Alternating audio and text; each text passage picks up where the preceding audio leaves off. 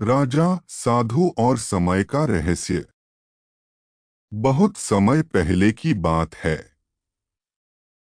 एक विशाल और समृद्ध राज्य था, जहां राजा वीरसेन राज करते थे।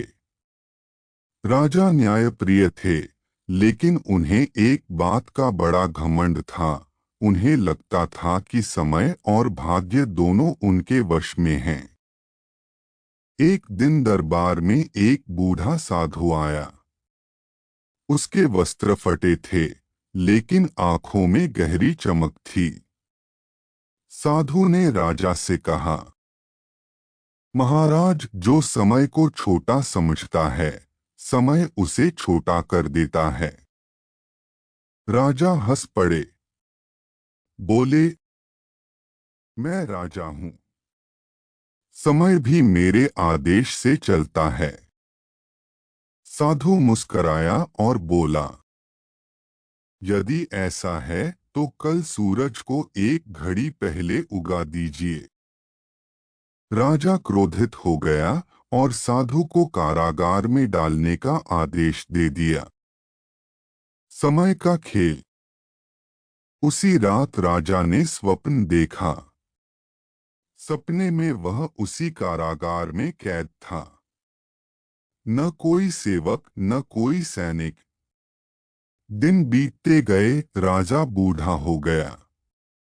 उसने साधु की बात याद की और रो पड़ा। अचानक उसकी नींद खुल गई। देखा तो वह अपने महल में था और केवल एक रात बीती थी। राजा घबरा गया। सुबह होते ही उसने साधु को बुलवाया। राजा ने हाथ जोड़कर कहा, मुझे क्षमा करें। आपने मुझे समय का मूल्य समझा दिया। साधु बोला, महाराज, समय नदी की तरह है। जो उसमें घमंड से उतरता है, डूब जाता है। गांव की परीक्षा। राजा ने साधु से प्रार्थना की कि वह कुछ दिन राज्य में रहें। साधु ने शर्त रखी। राजा, एक दिन के लिए अपना वेश बदलकर आम लोगों के बीच चलिए। राजा मान गया। वह साधारण वस्त्र पहनकर गांव पहुंचा। वहां उसने देखा, एक किसान सूखे खेत में भी मेहनत कर रहा था। एक माँ भूखे रहकर अपने बच्चे को खाना खिला रही थी। एक बूढ़ा व्यक्ति दूसरों की मदद कर रहा था। राजा की आंखें भर आईं। उसने समझा कि सच्ची शक्ति ताज में नहीं, सेवा में है। राजा का परिवर्तन। महल लौटकर राजा ने कई फैसले बदले।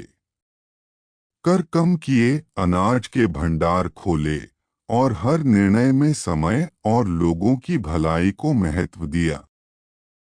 साधु विदा लेते हुए बोला, महाराज, जिसने समय को समझ लिया, उसने जीवन को समझ लिया। राजा ने झुककर प्रणाम किया।